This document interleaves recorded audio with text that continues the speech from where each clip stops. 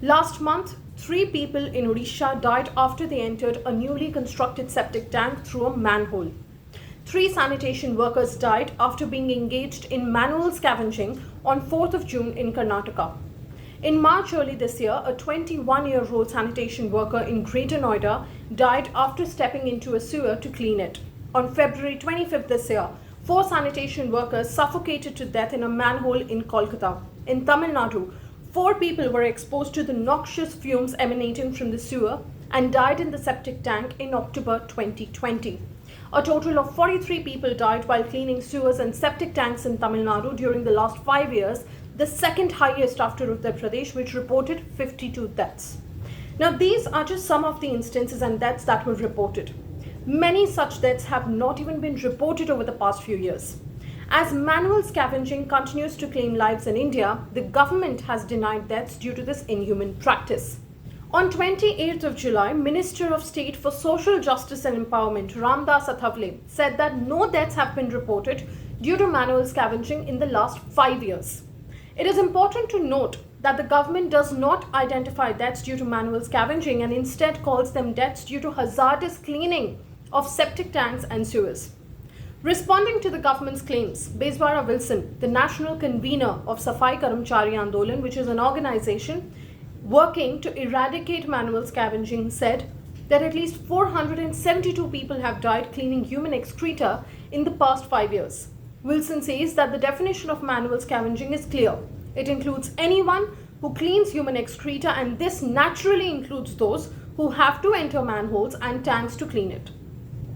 The human rights activist accused the government of manipulating the definition of the word, noting that the question did not refer to those who clean dry latrines alone, but also included those who are forced to clean septic tanks and sewers without protective equipment. He also demanded an apology for the inhuman and cruel statement made by Ramdas Athavale and also demanded a statement from the Prime Minister addressing the issue. Wilson pointed out that if the problem is not acknowledged, it will not be dealt with.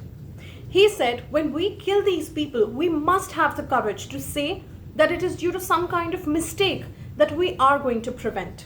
Now, before we dive into details, let's first understand who does the government consider as manual scavengers and who all are not included in this particular criteria.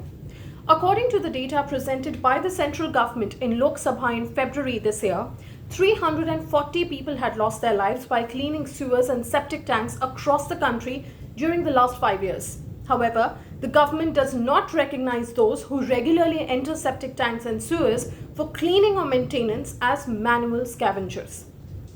What does the law say?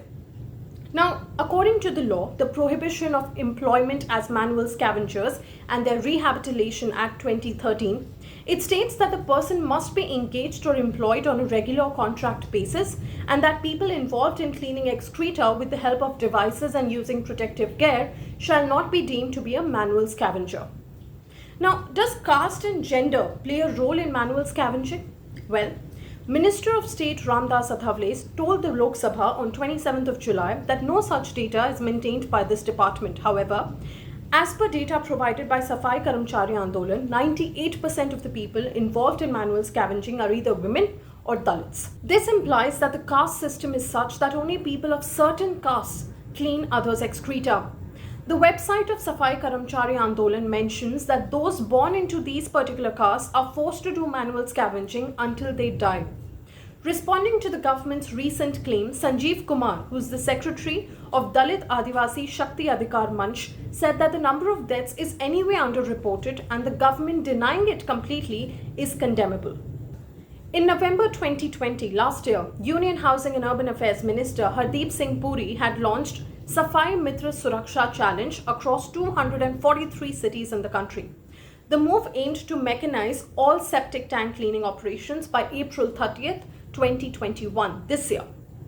On World Toilet Day, Puri had said that the challenge is to ensure that no life of any septic tank cleaner is ever lost again owing to the issue of hazardous cleaning. But is that the reality?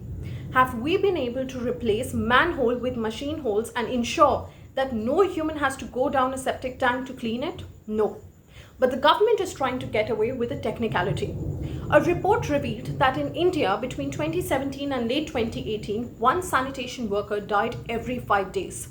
The reason for lack of government data on manual scavenging and deaths due to the deadly practice is civic and state authorities not acknowledging that the issue exists. India has a law that bans the age-old inhuman practice, but its implementation is poor.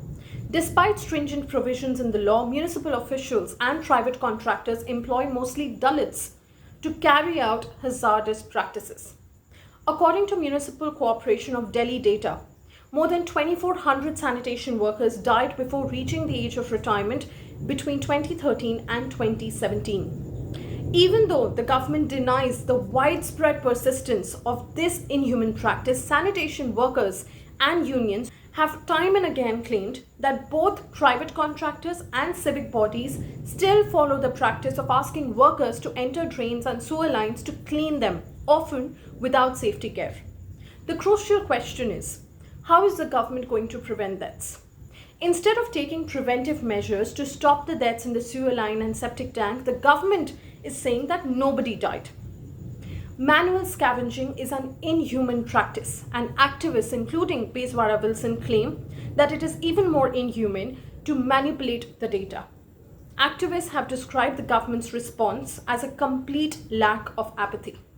They say that instead of saying that there is no data available, the government claims that there have been no deaths in the last 5 years.